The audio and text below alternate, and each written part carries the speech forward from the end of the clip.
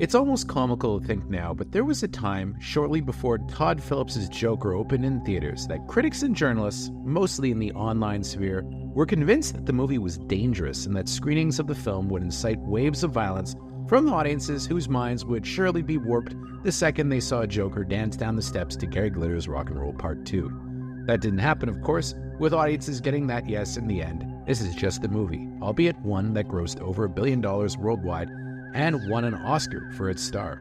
Yet it feels like Todd Phillips, to some extent, might have taken some of those criticisms to heart, with Joker, Folie, Deux reframing Arthur Fleck's tale as less a dark psychological descent into madness and more of a tragedy of a man whose trauma made him a monster.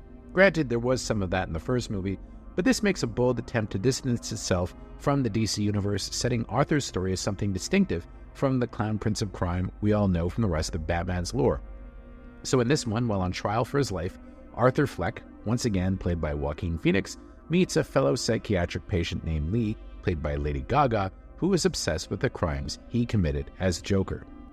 Now, one thing that's kind of interesting is that I saw this movie with an audience that was full of people cosplaying as Joker and Harley Quinn, and watching them walk out of the theater at the end of the screening I attended, they couldn't help but look a little bit dejected as the credits rolled. This film just lacked the same kind of impact the original movie had, despite a longer, bloated running time and a much heftier budget. It almost feels like an apology for the first film in a strange way. Perhaps Joker was too big of a hit not to get a sequel, but watching Joker Folie, Deux, you get the distinct feeling that this was an exercise in style for Phillips, rather than a sequel that just had to be made, with him dipping his toe into the musical genre, perhaps paving his way for him to tackle a wholly musical project as his next film. As it is, though, this Joker sequel spins its wheels and winds up being an often dull courtroom movie, livened up by occasional flights of fancy into musical numbers. Those sequences are the best in the film, as without them, this would feel like a wholly unnecessary epilogue to what was originally a pretty powerful film. Joaquin Phoenix once again delivers a strong turn as Arthur Fleck / Joker, with him able to show off the fact that, as Walk the Line proved, he has a pretty good singing voice in the various numbers that are covers of everything from Stevie Wonder to the Carpenters. Yet he's passive in the movie, without much opportunity to explode in the often terrifying way he did in the original, with this a surprisingly non-violent film, save for one fairly grisly fantasy sequence. Lady Gaga's much-anticipated Lee, a variation on Harley Quinn, also proves to be a big disappointment, with her role feeling ultimately inconsequential despite all the build-up. She's always had a dynamic presence on screen, but she's quite restrained as Lee, which is a shame, as given that this is a musical sequel to the Joker, one couldn't help but hope that the film would be operatic. Instead, Phillips seems to be making his own version of Martin Scorsese's New York, New York, with the slick musical numbers punctuated by melodrama. I expected more fireworks from the star pairing, but it didn't really pan out that way. Neither are bad, but they're just not as iconic as one would have hoped. The vibe of the movie also seems a bit off compared to the first one, with Brendan Gleeson's psychiatric guard feeling like he walked off the set of a 1940s gangster movie, while Steve Coogan hams it up a little too much as a reporter who's interviewing Fleck.